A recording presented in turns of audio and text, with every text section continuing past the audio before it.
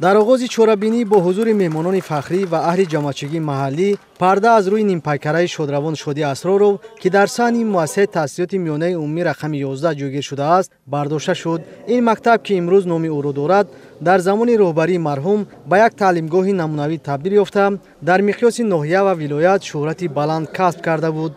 شادخوجه اسرارov در موضوع یکی از داستان‌های اساسی شاهنامه ابوالقاسم فردوسی تحقیق بودند و این تحقیقاتشون خیلی ارزشمند است و تا امروز در علم ادبیات شناسی تاجیک نفوذ دارد و قدر دارد. در قسمت اساسی محفل از خدمت‌های ماندگار شادی اسرارov در سمت تربیت نسل نورس، تحکیم مقام آموزگار و بلند برآوردن صفت تعلیم تاکید گردید. باید گفت که شادروان شادی اسرارov در مؤسسه تحصیلات میانه عمومی رقم 11 قریب 10 سال اول به صفت آموزگار، بعداً مدیر قسم علمی و دیرکتور مؤسسه تعلیمی برای تربیت شایسته خوانندگان در حدود خواجگی فردوسی دهات آبادان سهم مناسب خود را می‌گذارد. در نتیجه فعالیت عبرتبخش، دانش عمیق، جهانبینی فراغ و عشق و محبت بی‌پایان شادی اسرارov تحت سروری او جامعه مهنتی مکتب در جاده تعلیم و تربیت سزاوار شاگردان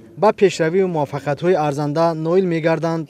آشنایی ما با استاد شادی اسرارov از طریق نوشته‌هایشان، از طریق اون رساله بسیار خاطرمانشان که در مورد داستان سیاوش تألیف کرده بودند و همون وقت در دایره‌های علمی تاجیکستان و دایره‌های شخص‌شناسی اتحاد شوروی یک جنبش به وجود آورده بود. واقعا یک کار ماندگار انجام داده بودند. یک زمره چهره‌های معروف علم و ادب کشور در محفل سخنرانی نمودند. خاطرات گرم و صمیمی خویش را از روزهای همکاری با شادی اسرارov بیان داشتند. خصلت‌های نیک انسانی شادروان سهم ماندگاری او در رشد ساحه معارف و آموزش عمیق میراث ادبی خلق تاجیک، خاصه تحقیقات علمی ارزشمندش اوید به داستان سیاوش در شاهنامه بی‌زوال فردوسی را یادآور شدند. تاکید گردید که مرحوم شادی اسرارov با دانش و فهم بلند علمی، صداقت به کسب و خاکساری و دوراندیشی فطری در میان همکسبان و شاگردانش جایگاهی مخصوصی داشت و عمر پرثمرش را صرف تربیت نسل خودشناس و بیداردل نمود.